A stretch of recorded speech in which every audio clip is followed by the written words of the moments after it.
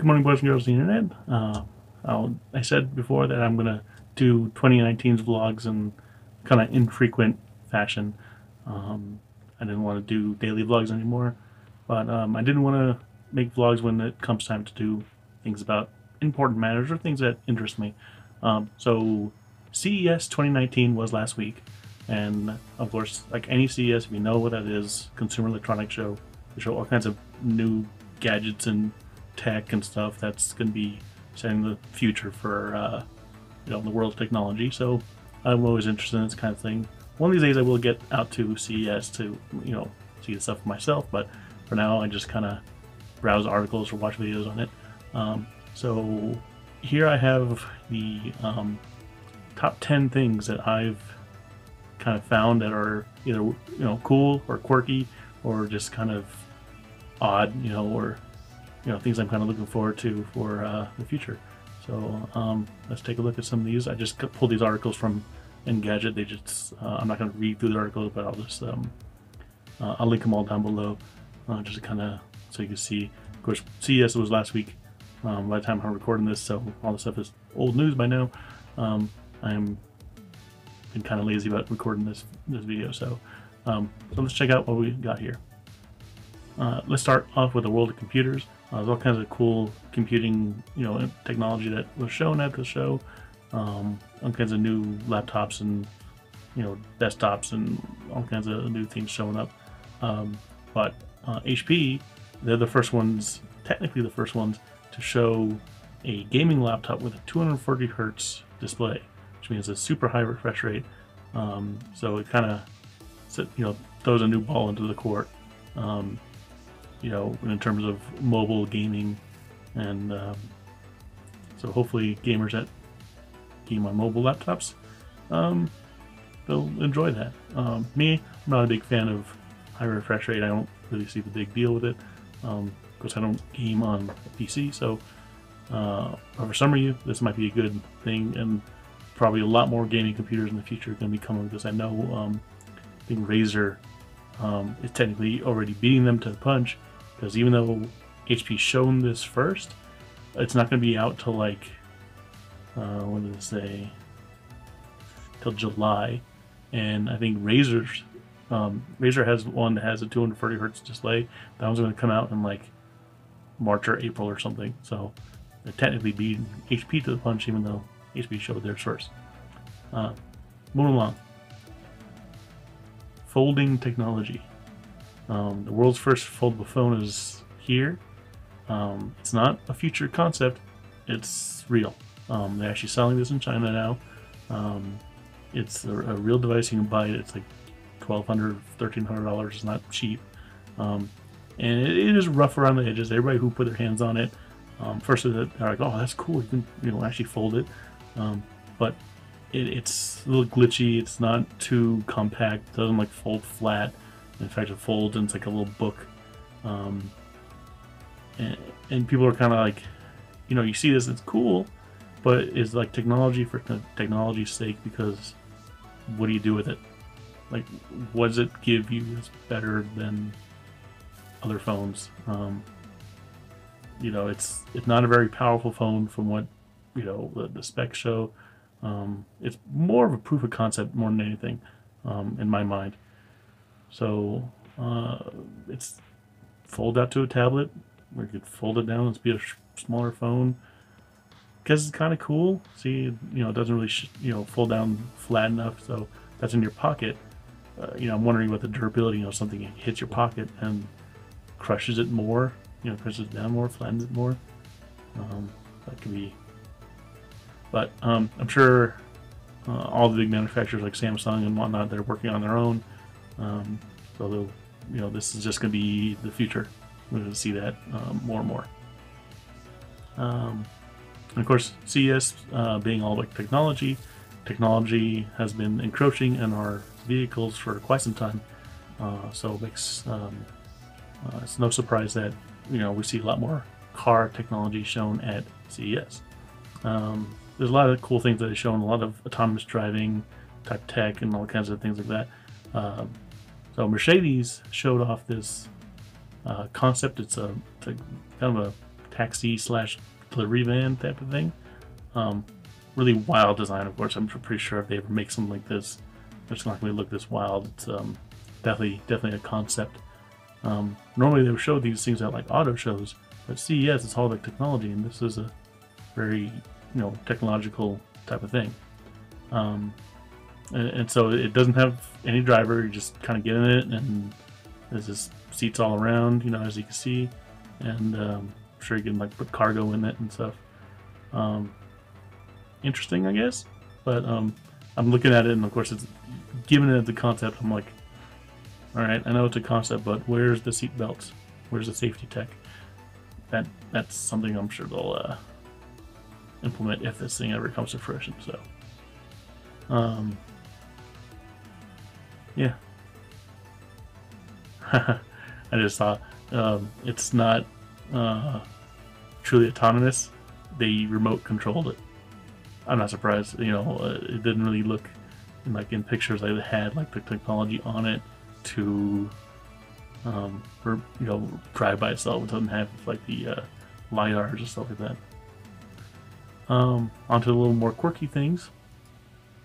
Fat shame your cat with a smart treadmill. So there's a lot of things that you can do in terms of working out that is smart. You can hook up to your smartphone and run and track your heart rate and whatnot. But you can put your fat cat on a treadmill. I just thought it was funny. Little Cat Master 2. It's not a... So yeah, it's a strip of LEDs. Sadly, the company didn't have any cats on hand.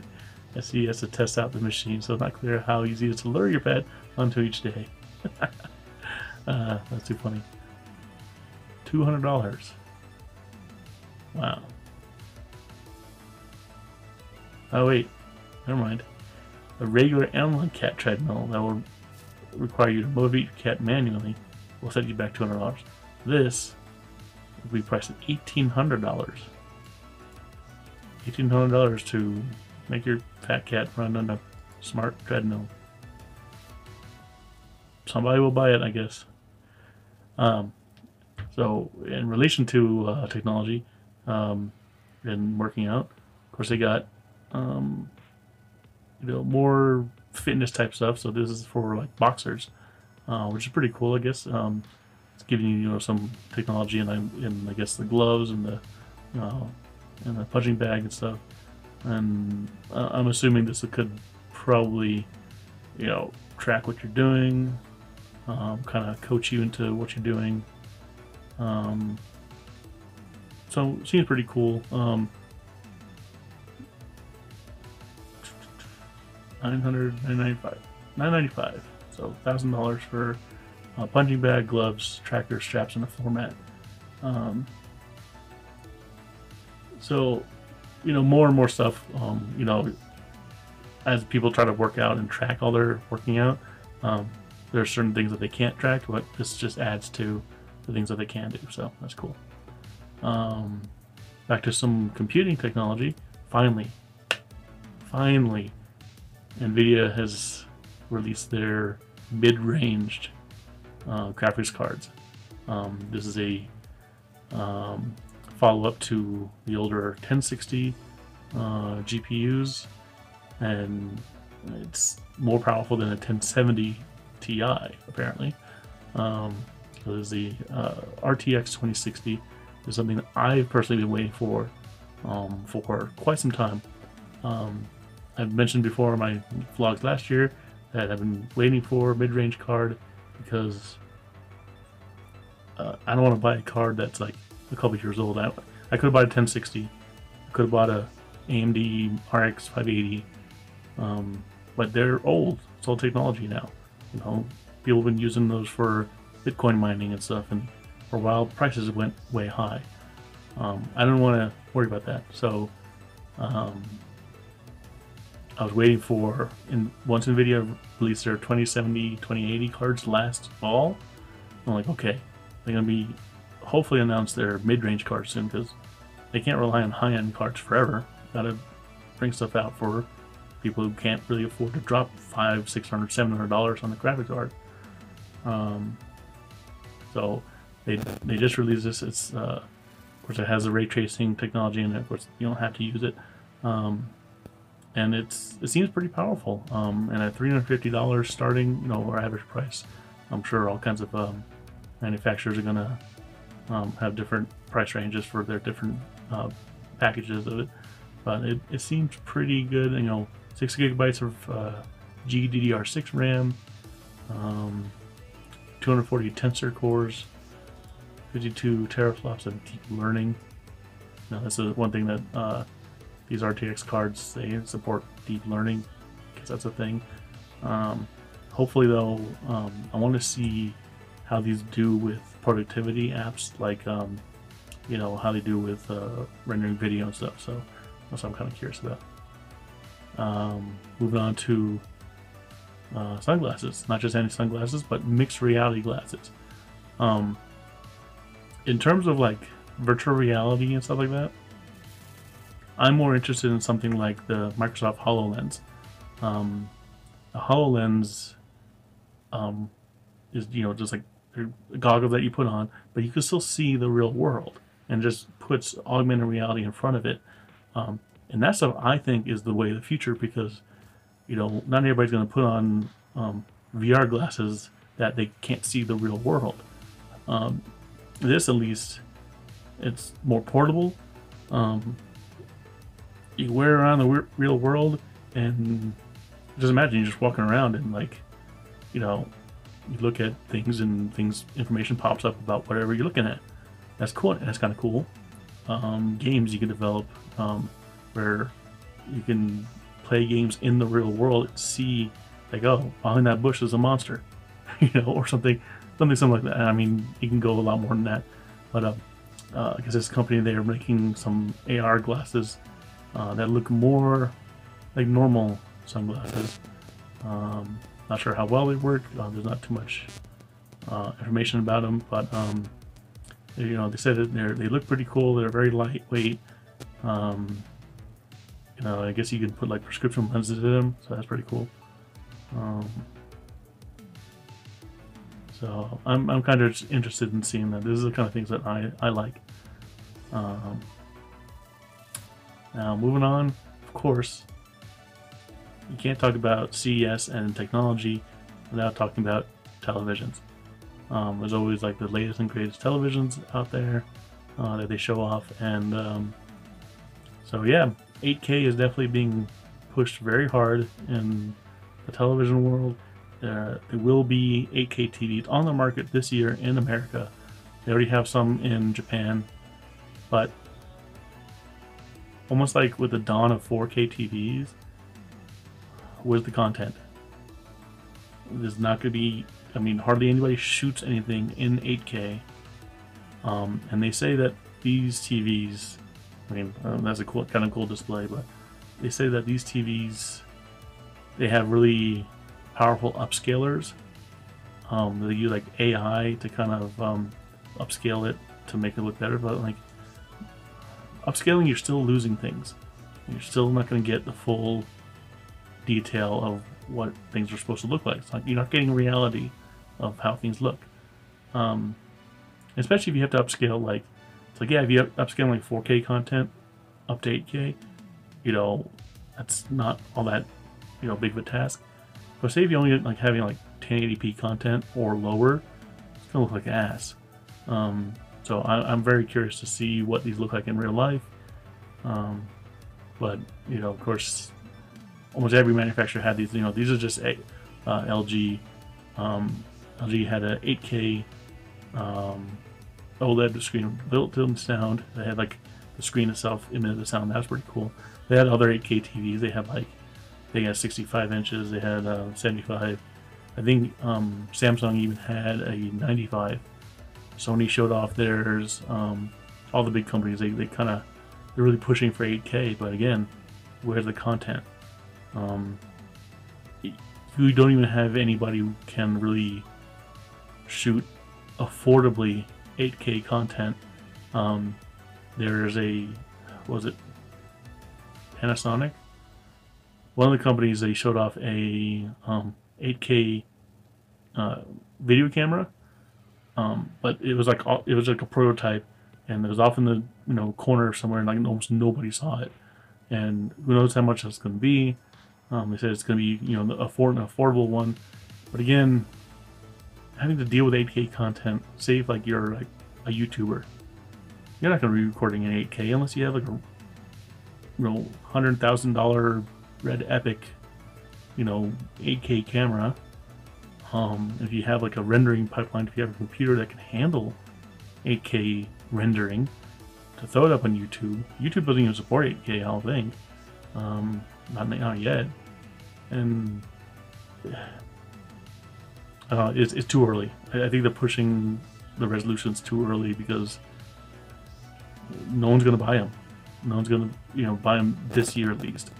There might be a couple of people who will, because again, if these are released on the market this year, they're probably going to release a very small handful because they know that not many people are going to buy them. And adoption rates will go up as long as the content is there. That's the big thing. And so going back to 4K, because everybody's getting more and more people getting 4K. There's still a lot of good technology in that space, such as a rollable TV. Now it's not like a roll-up TV, you're not going to roll it up like a poster, but LG showed off this. It was a concept last year.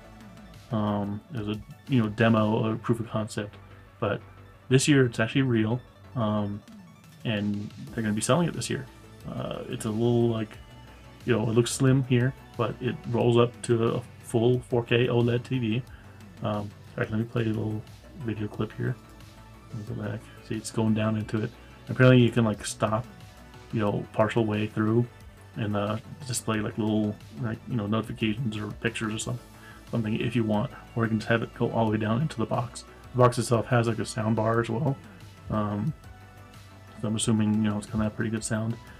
The one thing they didn't show that, of course, I'm sure everybody in the tech industry wanted to see is inside the box and see how it rolls up inside of it. I'm assuming, it rolls up like this and then like scrolls forward, I'm thinking. But I'm wondering how much of a curve it can really accomplish. But it's interesting technology, for sure. One person mentioned that one thing they wished that this thing had, that it just came to them as they saw the demo of it going down and stopping in between. They said, "Oh, what would be cool is if the TV can stop at different points going down, like say because all these TVs are 16:9, which is a pretty standard format for things such as this, like YouTube. But some movies come in a wider format, like 21:9, or things like that. And instead of like when you play those on a 16:9 TV, you of course have letterboxes. What would be cool is instead of having letterboxes on this, it just goes down to the point where it just goes down and just enough to show the movie in full, and it converts itself to a 21:9 or whatever aspect that you need. I think that'd be pretty cool if they implement that as a feature. So I thought that was pretty interesting. And last but not least, of my top cool and quirky things, analog Pong. Someone made a little like tabletop Pong game.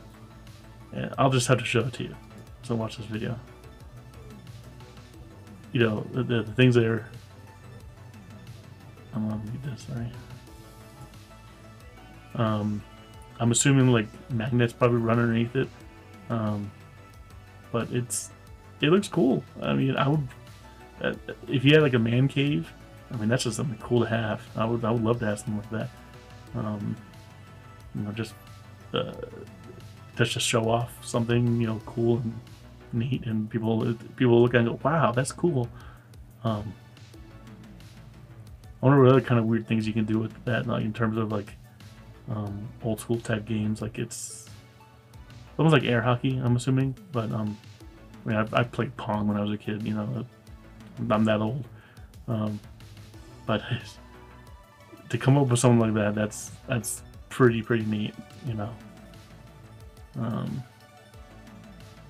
Yeah, I would love to give that a shot. Wonder how much it's gonna be.